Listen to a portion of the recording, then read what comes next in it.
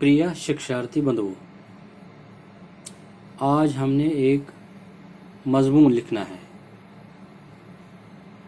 कुन मोलुक हाल, जिसको हम अंग्रेजी में पिकनिक कहते हैं। कोई भी पिकनिक।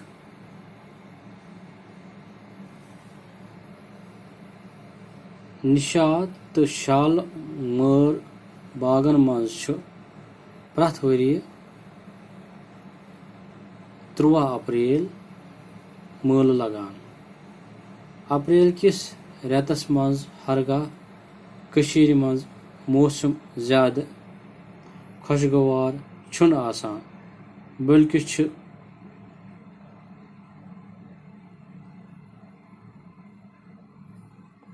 तूर ओताम तो रोजान पेट आसान तो थजरन पेट शीन ताम मौजूद आसान। यमन बागन मज प्रथ तरफ लूक नई पलव लग आसान, गिंदान तो खुशी मनावान नजर गसान। लूक गेवान, नचान तो खेवान चवान। बागन मज चाय, करफल, मिठाई, शुर तमाश बेतरे सलबो सलबो किन आसान। सड़कन पे गाड़ियन हंद सठा रश आसान। यमन बागन कुदरतन हुसन तो बख्शमुत तो मुगल बादशाहो पन्ने हुस्न परवरी हंद बेहतरीन नमून यम बाग शीरित तो सजवित बाजार त्रमित। यमन बागन हंद पोश चमन ददमितन दिलन त्रवित बख्शान।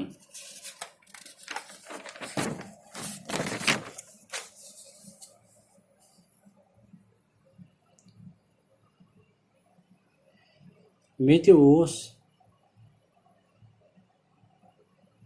वरी वादों पे अथ मलस मज गसनुक शौक। खुशकस्मती किन आव मे यहस मौका। पज पट बासान अथ मलस मज जनतुक नजारा जमीनस पे युस मे जहाँ ते मुश्त गछ। बह गोस गोड निशात बागस मज तो पत शालमर बागस मज। दशवई बाग अख अकिस खोत शोल मारान तो इंसानस दिल निवान। युस पुरजोश तो पुरलुत्फ मंजर मे यमन बागन मज वुच सो हेकन बह लफ्जों जरिए ते पेश करित। मलस मज शरीक सपदित इंसानस तमाम परेशानी तो गम मशान अकिस खुशहाल दुनियास मज शामिल गसान। बह गोस अमि